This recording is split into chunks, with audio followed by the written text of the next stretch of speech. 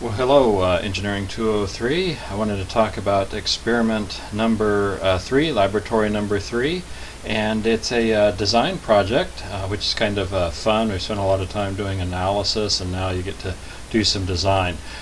This is maybe a little bit hard to read. I tried to blow this up, but you've also got access to this in a different form I've sent out to you.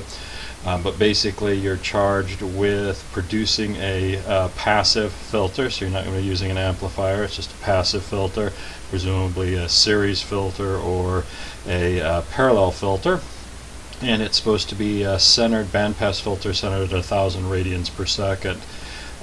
And that's it. And obviously that's not that well constrained. We haven't talked about the amount of power it's got to withstand and things like that. But this is a first pass at a pretty simple design project. So you'll do some analysis and make sure that you come up with an appropriate design. Now, what I would normally do if we were in laboratories, I'd put out a variety of components.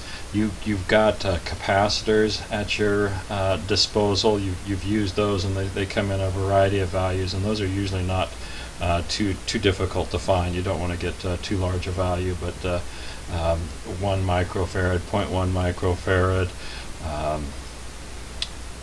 and those types of values that you've used in the past. The inductor is where the real problem occurs, and that's why I put this together. And I'll actually take a picture of this and send it to you so that you have it. But I've got a variety of inductors here.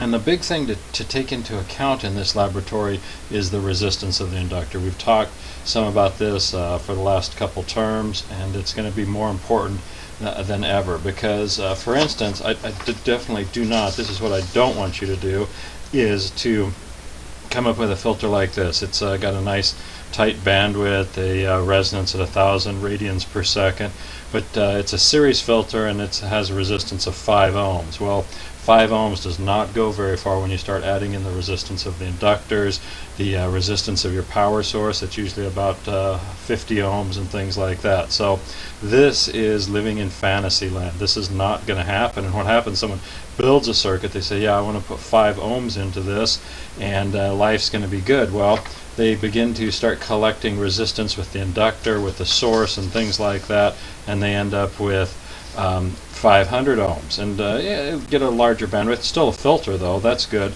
The problem is if you continue on, let's say 1500, pretty soon you've got something that looks like a high-pass filter. So the long and the short of this is you've got to account for the resistance, the other resistance in your circuit, and I would take that at about 50 ohms for the source for your model, and that's what we'd have in laboratory, and then whatever the resistance of your inductor is. So speaking of that, I've got some inductors here. Some of them you've seen before, some of them you haven't. Speaking of the ones you've seen before, here's this little card of inductors that we've got here. We've used this 500 millihenry one. It has a resistance of, I just measured it, 573. That probably rings a bell. The next one down, I don't know that we've used it, but it's 250 millihenries at 368 ohms. The third smaller one, 150 millihenries at 288 ohms. This one here is 100 millihenries at 345 ohms. And then we get into these bigger ones. And speaking of the bigger ones, as you want to get less internal resistance, that's going to cost you copper. Because as you make an inductor, you wind up usually copper. And as you wind that up, you're also making a resistor. So if you use a bigger wire, you can get less resistance. That's going to cost you weight, that's going to cost you copper and expense and size and things like that. And you can see that here. I mean, you also, if you were able to pick these up, you can see there's, I mean, this is many times heavier than this one here. So those are all things to think about as you go through this. But with these larger ones, we have a 10 Henry with 240 ohms right here, and a 1 Henry. This looks a little bit like the transformer, and really it is just one side of a transformer. A 1 Henry at 17 ohms. That's a very low resistance there. So in the past, students have probably they've tried series and parallel filters.